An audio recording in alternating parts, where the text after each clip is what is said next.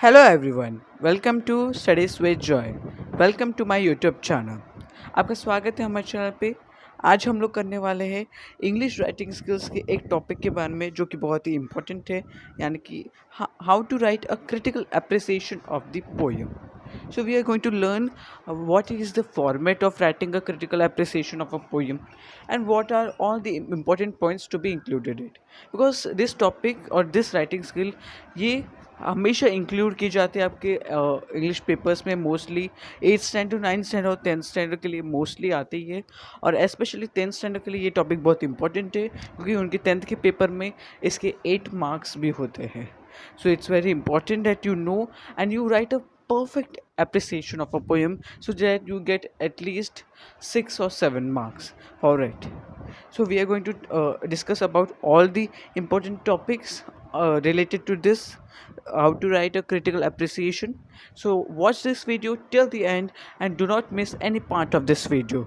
And if you are new on my YouTube channel, then please subscribe my YouTube channel and also press the bell icon button so that you get the first notification when we upload a YouTube video. Now let's start with our today's topic. So now we are going to learn how to write a critical appreciation of a poem. अभी हम लोग critical appreciation तो किसका लिखते हैं? Poem का. कोई passage का तो नहीं लिखते हैं या फिर ना ही कोई चैप्टर का. सो अभी ये पोएम के हम लोग क्रिटिकल अप्रिसिएशन लिख रहे हैं, तो हमें ये भी तो पता होना चाहिए कि पोएम क्या है, व्हाट इज़ अ पोएम. सो अभी हम ये बेसिक पार्ट है कि व्हाट इज़ अ पोएम. आप सब बोलोगे कि पोएम मतलब राइमिंग वर्ड्स वाले कुछ स्टैंडास को अरेंज कर दो तो वो बन जाएगी एक poem. But that's not a poem. हमेशा एक पोएम में सिर्फ राइमिंग वर्ड्स होना, कोई स्टैंडास होना और कुछ इमोशंस होना, ये सब कुछ नहीं होता. उसमें बहुत सारी चीज़ें हैं, और एक पोएम की परफेक्ट डेफिनेशन मैं आपको बताता हूँ. Actually poem is a form of creative expression. It is a composition, a media expressing the following like powerful feelings, strong emotions, dreams, hopes and aspirations, thoughts and ideas, views and opinions, intentions and plans, recollection of experiences, insights and perspectives. तो आप सब सोचोगे कि इतना सब कुछ होता है एक पोएम में. नहीं, इनमें से कुछ कुछ पॉइंट्स होते हैं, सब अलग अलग पर्टिकुलर अलग अलग टाइप की पोएम्स में. लेकिन पोएम्स इन सभी इमोशंस, ये सब फीलिंग्स जो हमारी होती है वो एक्सप्रेस करने में यूज़ किए जाते हैं. कुछ स्ट्रॉन्ग आइडियाज़, कुछ इंपॉर्टेंट आइडियाज़ को बताने के लिए यूज़ किया जाता है. पोएम्स का सिर्फ यही बेस नहीं होता कि वो हमारे मतलब चैप्टर में है, पढ़ने के लिए है, सिर्फ ऐसा कुछ नहीं होता. हमें उनसे कोई मैसेज मिल रहा है, कोई लर्निंग मिल रही है, इसीलिए हमें वो पोएम्स दी गई है. हाँ, we are getting a some message. So a poem is not just some rhyming words or some stanzas, nothing, but it's about something giving a message through a very beautiful way so that it gets set in our mind. That's why they are using rhyming words to make it very rhythmic, we can say. तो आपको समझ में आया कि एक poem क्या होता है. सो कभी भी अगर आपको कोई पोएम का अर्थ पूछे तो आपको बोलना है कि पोएम एक क्रिएटिव एक्सप्रेशन है. It is a form of creative expression. It is a composition and it is a media to express different thoughts, different messages, and to also convey very important views and opinions. Okay. तो ये था कि what is a poem. हमने basic part से शुरू किया. अब हम लोग देखते हैं कि what is critical appreciation of a poem. अब उसकी भी थोड़ा सा उसका भी डेफिनेशन देख लेते हैं. Critical appreciation of a poem is the analysis of the poem wherein we examine and evaluate the strength, the weakness and the outstanding features of a poem. अब हमारी जो पोएम है उसमें इतने सारे इमोशंस है, उसमें इतने रिदम्स है, और उसमें इतने मैसेजेस भी कन्वे किए जा रहे हैं. तो इतना कुछ एक ही पोएम में होता है.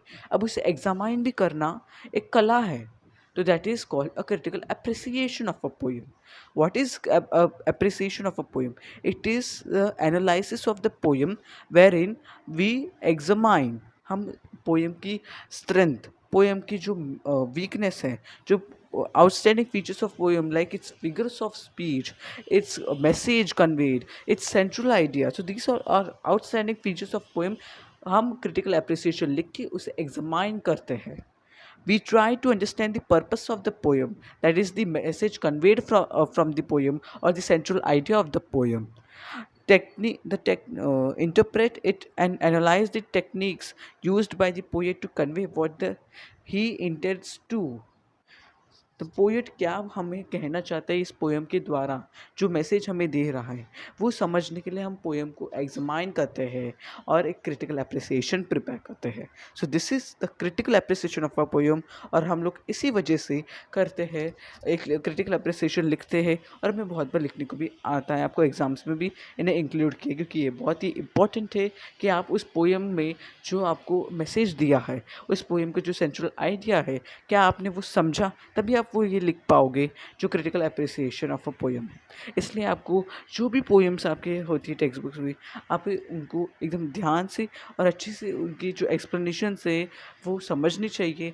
फिर ही आप इसे एकदम अप्रोप्रिएटली, एकदम प्रॉपरली लिख पाओगे. और critical appreciation of a poem हमेशा पॉइंट वाइज या फिर पैराग्राफ वाइज ही होते हैं. Now let's see how to write a critical appreciation. Okay हम लोग अप्रिसिएशन अब कैसे लिखेंगे ये देखते हैं. हमने देख लिया कि what is critical appreciation of a poem, वो क्या होता है, हम लोग ऐसा क्यों लिखते हैं, वो इतना इम्पोर्टेंट क्यों है, ये हमने सब समझ लिया. अब देखते हैं पूरा फॉर्मेट और method. Okay, how to prepare critical appreciation of a poem. यहाँ पर मैंने आपके लिए कुछ 3 टेबल्स रखे हैं. पहला टेबल हम लोग पहले पढ़ेंगे. Topics to include, very important. हमें कौन से टॉपिक्स इंक्लूड करने हमारे अप्रिसिएशन में और कौन से नहीं. कुछ भी आलतू फालतू टॉपिक्स तो हम लोग उसमें नहीं लिख सकते. इसलिए हमें कुछ एक पर्टिकुलर टॉपिक्स जो कि इम्पोर्टेंट है और वही हमें इंक्लूड भी करने हैं हमारे क्रिटिकल अप्रिसिएशन में. Okay, so topics to include में सबसे पहले हम राइम स्कीम्स, यानी कि कौन सी राइम स्कीम यूज़ की गई है इस पोएम में, आपको ये इंक्लूड करना चाहिए. Then the figures of speech. अब सब तो आप नहीं बोल सकते, अगर बड़ी सी पोएम में तो इतने सारे फिगर्स ऑफ स्पीच होंगे, बहुत सारे होंगे, तो आप सारे लिखो मत. just 1 or 2, at least minimum you can give examples of any 2 figures of speech used in the poem. और आप वो लाइंस भी लिख सकते हैं एग्जाम्पल के तौर पे जिसमें वो फिगर्स ऑफ स्पीच यूज़ किया गया है. अब मैं आपको प्रेफर करूँगा कि आप वही फिगर्स ऑफ स्पीच लिखें जो ज़्यादा यूज़ किए गए पूरे पोएम में, ताकि आपका वो ज़्यादा ईजी होगा और टीचर को वो इम्प्रेसिव भी लगेगा. फिर आप अपनी favourite lines from the poem mention कर सकते हैं. अगर आपके टीचर ने ये नहीं बोला लिखने को जब आपको वो सिखा रही थी, तो आप इसे न मेंशन करें, लेकिन वो अगर आपको कुछ नहीं बोला उसके बारे में तो आप इसे मेंशन कीजिए, क्योंकि it is also a point to include in the appreciation of a poem. Then central idea. This is very important topic because central idea is must in a critical appreciation of a poem. Pair of rhyming words. अब rhyming words और rhyming scheme के बीच का difference तो आपको पता ही होना चाहिए अब तो. राइमिंग स्कीम और राइमिंग वर्ड्स आपको दोनों ही मेंशन करने हैं, क्योंकि दोनों थोड़े अलग अलग टॉपिक्स हैं. तो राइमिंग वर्ड्स के कुछ पेयर्स आप मेंशन कर सकते हो. ऐसे लिख सकते हैं कि the rhyming words used in the poem are, you can mention those. Then you can mention about the poet. This is also very important that to mention about the poet. If you have been not told to mention about the poet in your appreciation, how your teacher tells, then you don't mention. But if you have not been told like that, then please mention the something about the poet, at least about his achievements. Some achievements, 1 or 2 lines you can write, not more than that. Don't write ऐसे on it. ठीक है.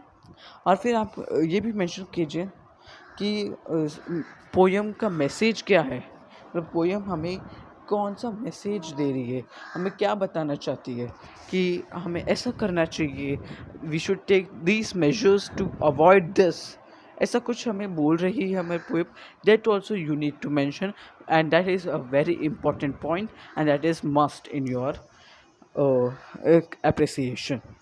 And अगर हम बात करें central idea की, तो आपको बताना है सेंट्रल आइडिया स्टार्टिंग में ही, in the first paragraph only, क्योंकि central idea is the short introduction to the poem. उससे आपको समझ में थोड़ा थोड़ा आ जाता है कि पोएम किस बारे में है। तो आपको क्रिटिकल अप्रिसिएशन में बताना है कि ये पोएम किस बारे में है स्टार्टिंग में ही, तो ये याद रखिएगा। हम लोग आगे देख रहे हैं, इसका फॉर्मेट भी देखेंगे, लेकिन मैं अभी से आपको बता दूं कि आपको कहाँ वो इंक्लूड करना है सेंट्रल आइडिया। अब हम लोग बात करते हैं about the length of the critical appreciation. अब लेंथ तो कैसे लिखना है, कितना, अगर आपको पैराग्राफ वाइज लिखने को बोला गया है तो आप 3 पैराग्राफ में इसे कंप्लीट कर सकते हैं। और अगर आपके टीचर ने बोला कि उसे एक ही साथ पूरा लिख दो, not make it into paragraphs, make it of whole one only, तो आप वैसे भी लिख सकते हैं। But mostly if you make it of 3 paragraphs, it looks very professional and also very good to see it. और आपको, अगर आप फर्स्ट पैराग्राफ में आपको ज़्यादा नहीं इंक्लूड करना है, आपको क्या क्या इंक्लूड करना है मैं आपको आगे बता रहा हूँ, लेकिन मैं उसके पहले आपको बता दूँ उसकी लेंथ कितनी होनी चाहिए फर्स्ट पैराग्राफ की। It should be 3 or 4 sentences only, okay?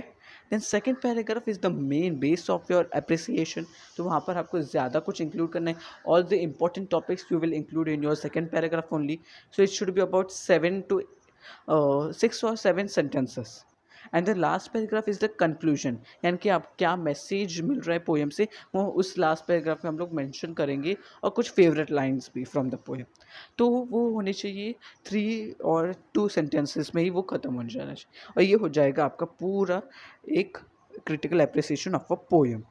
अगर आपकी एग्ज़ाम में question can be point wise also, अब it can be point wise means आपको क्वेश्चन में दिया है, एक एग्जांपल देता हूँ मैं आपको कि क्वेश्चन में लिखा है right a critical appreciation of the poem life and using with the help of using this points, और वहाँ पर आपको ऐसे पॉइंट्स दिए, title, poet, central idea, rhyme scheme, ऐसे पॉइंट्स दिए। आई थिंक सो 7 या 8 मार्क्स के लिए होते, तो मोस्टली 8 पॉइंट्स ही मिलते हैं।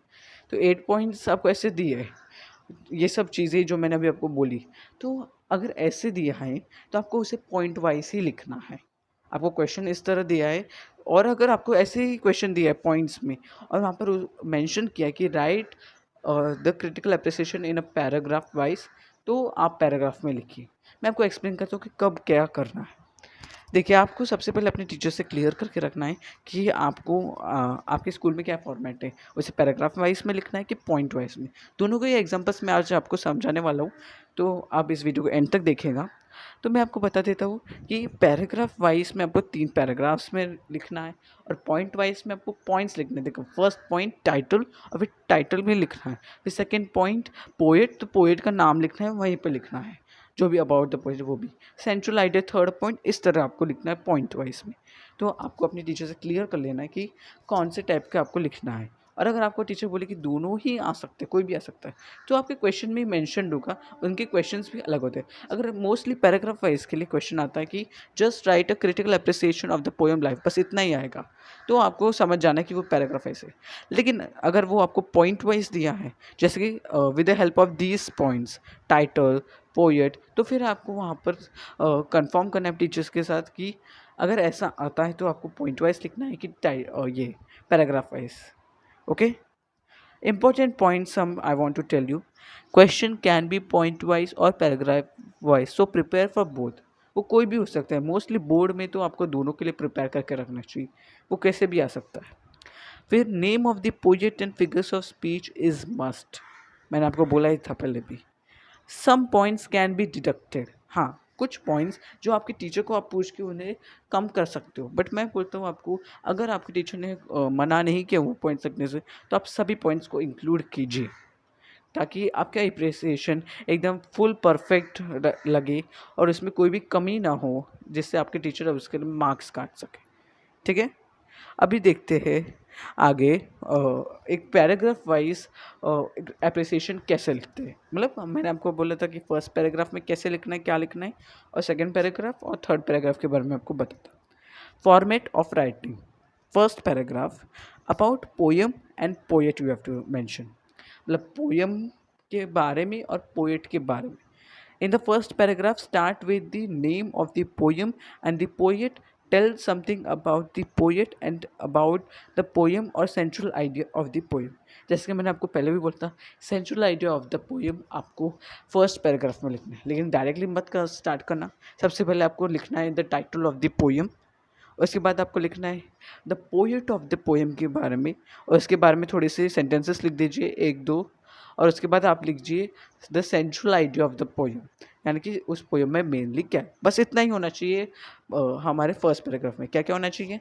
The title of the poem, the about the poet, and third is central idea of the poem. Just finish it. It should be of 3 to 4 sentences. फिर आता है हमारा सेकेंड पैराग्राफ. इसमें हम लोग क्या करेंगे? इंक्लूड करेंगे मेन पॉइंट्स को.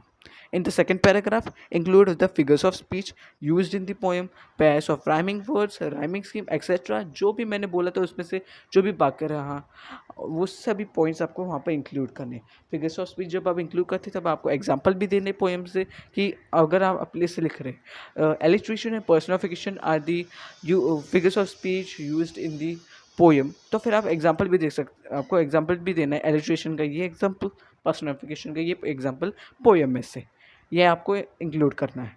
फिर आपको राइमिंग वर्ड्स और राइम स्कीम के बारे में मेंशन करना है.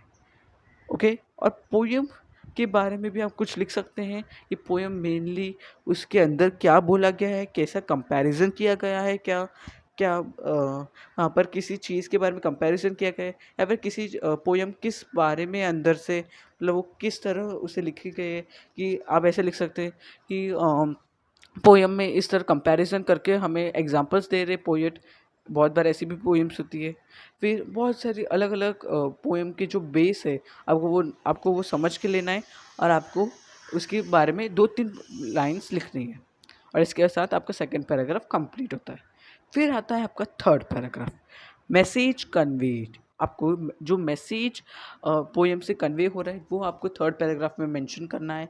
और the third paragraph should be very short and and the appreciation by writing the message which is conveyed from the poem, and also include your favourite lines. You can include your favourite lines in the second paragraph also. तो according to your teacher you can do, लेकिन आप third paragraph में भी उसे include कर सकते हैं. But the message conveyed is very important.